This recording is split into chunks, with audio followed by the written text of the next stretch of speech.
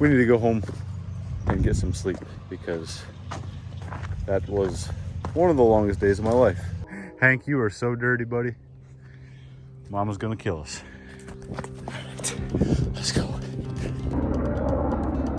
Alrighty guys, this is what real life looks like. It is 6:12. I'm gonna start digging footings. It's been a little bit since we cleared the topsoil, so I'm gonna scrape off these little bit of weeds that have grown. Gonna hop in the skiddy quick, scrape this off. Be right back.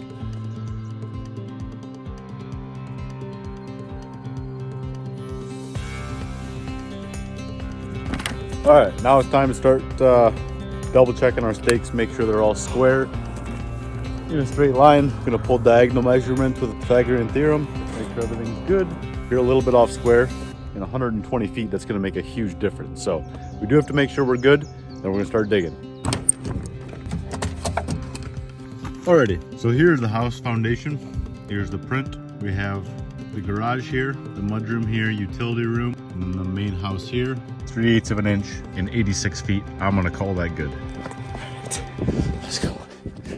This is concrete piece right here. You guys are probably wondering like, oh, why are you rushing? This is just how life is.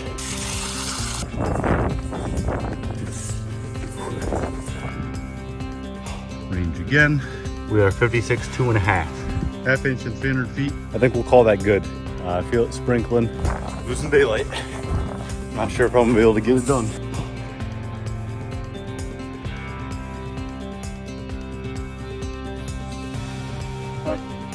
That took a while, but got them all painted. We will get the machine fired up and start digging.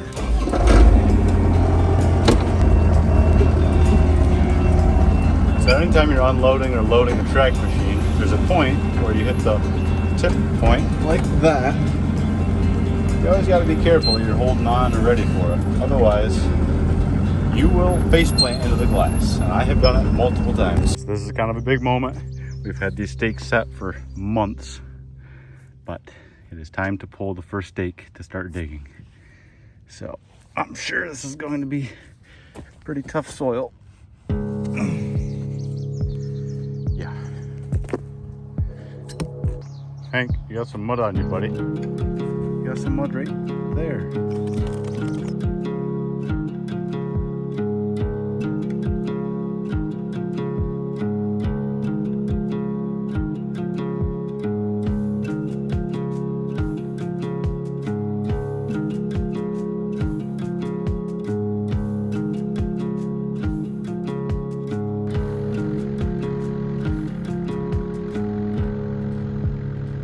Alrighty, that went pretty well. You know, for 398 feet of trench footing. I need to get some sleep. It's been a that's hot.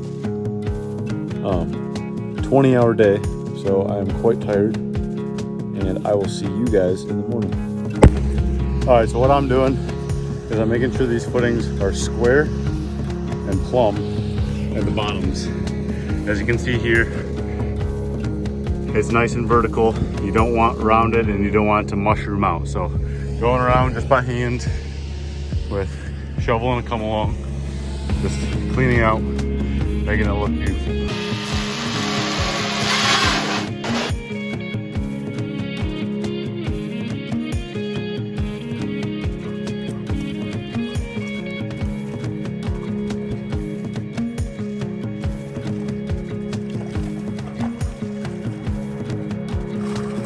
Hank, hey! Now I gotta dig that out.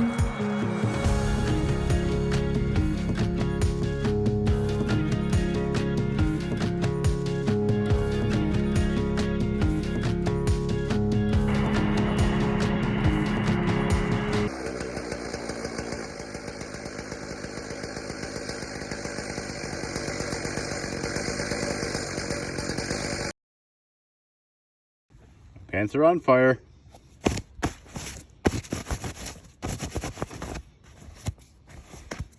There, now they're custom. Girls would pay top money for these. Alrighty guys, there we go.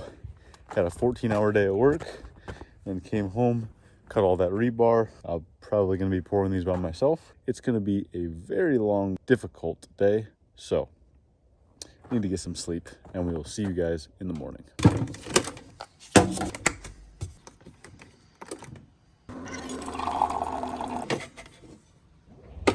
Good morning, guys. Got a good night's rest. Today's footing day. Gonna get the house footings poured. You're out in the field. We got the foam ready, the rebar cut. Just gonna go clean out a few spots where it caved in, and I'll get ready for the truck. Oh, it's gonna be a good day. Alrighty, just got all the corners clean. I got like 10 minutes till mud. I got 6 trucks coming. I still got a lot of work to do. So. Alrighty, got it cleared off. I got all of the dirt around the outside of the footings cleared off. That way the trucks can pull up nicely and see all my lines. Oh man, I caved in a little bit of this section. So we'll get a shovel and dig this area out. Be right back. I got that corner dug out that I caved in. Last thing to do, I think, before the truck gets here. I'm gonna spread all this foam out.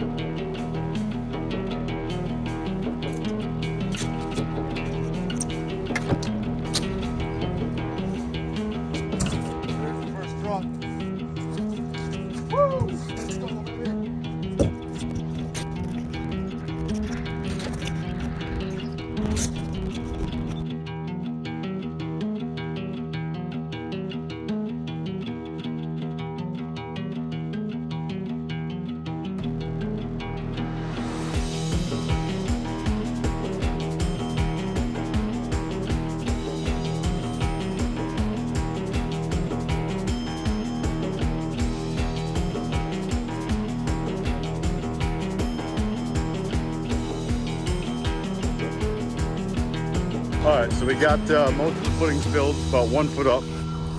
As you can see here, we're about halfway on our line. That way it holds all the foam up, and also the hydraulic pressure pushes all this concrete and mud and water to this corner where we're pumping it out. So we got to go around now and set all of our rebar in.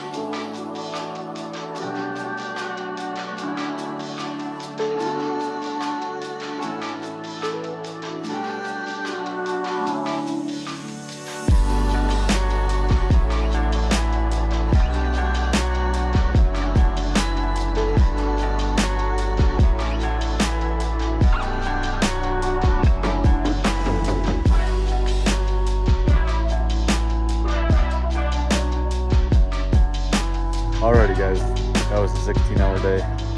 I am absolutely whooped. I'm sure you're tired too. We got it done. It's gonna work great. We got them all perfectly level. We got all the rebar in.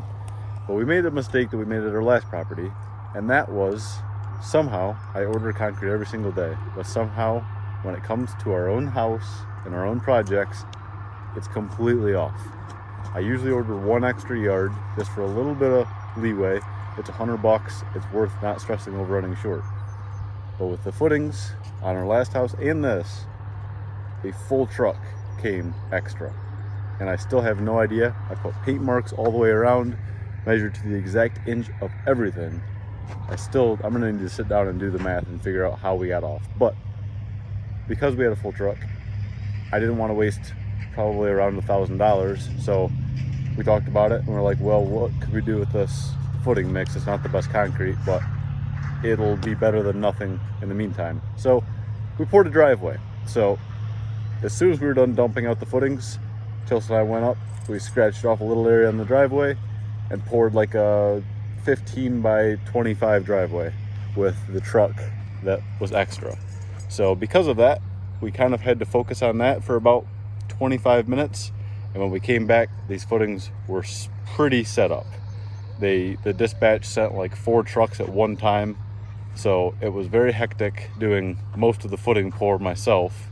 Thankfully, Chelsea came in time to run the laser, and we were able to get them perfectly flat. So they are not the most pretty. If you're a footing guy, zip it. But we also poured a driveway in the middle of pouring 410 total lineal feet of 2-foot footing. We need to go home and get some sleep because that was one of the longest days of my life. Alrighty guys, we're back after a long night's sleep. What? a long winter's nap? What the? Alright guys, we're back the next morning.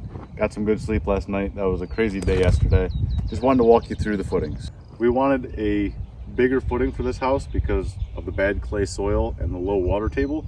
So we basically doubled everything. So it's like a 27-inch wide footing. It's a 24-inch bucket, but with the overdig, it was about 27 inches wide. And an average, it's a little different here and there, but an average of 2 feet deep. We also put rebar all the way around as required by code. Typically, you do 2 number 4 rebar. We bumped that up to 5/8 rebar, which is a lot stronger. So it's got 2 continuous layers of 5/8 rebar all the way around. And then we put all of these number 4 rebar, 4/8 half-inch rebar, going up. And what we'll do, it'll take full sticks of 20-foot rebar, and we will tie them to here. That way there's basically a giant cage of rebar inside the poured wall to give it structure. Concrete has really good compressive strength, as I've said before, but not good tensile. So if there's dirt up to here and it's bad soil saturated, it's going to put an immense amount of pressure on this wall, and we don't want it blowing in. Here, the finished floor height is going to be about here, so there will be sand all the way up to here. So this will be balanced out. So even if there is pressure, it will be okay, but we don't want to risk anything. So we're going to put more rebar than we need. We also insulated the footing. This was a step, I just had an idea.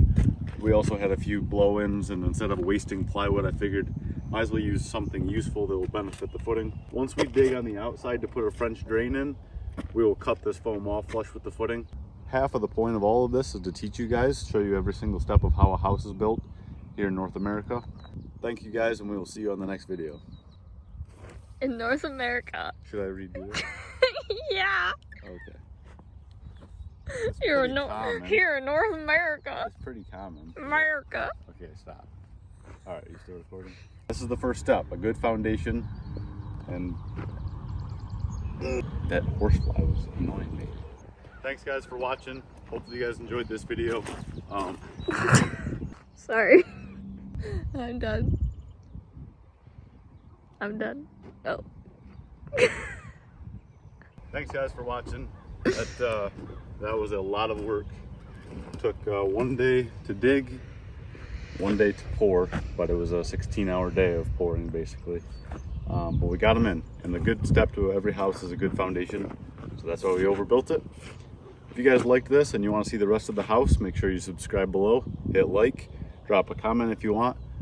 Any questions, just leave it below. The point of this and posting on YouTube here is to teach you guys. We want to show you exactly how a house is built in every step, and with enough effort, you can do it yourself, just like we are.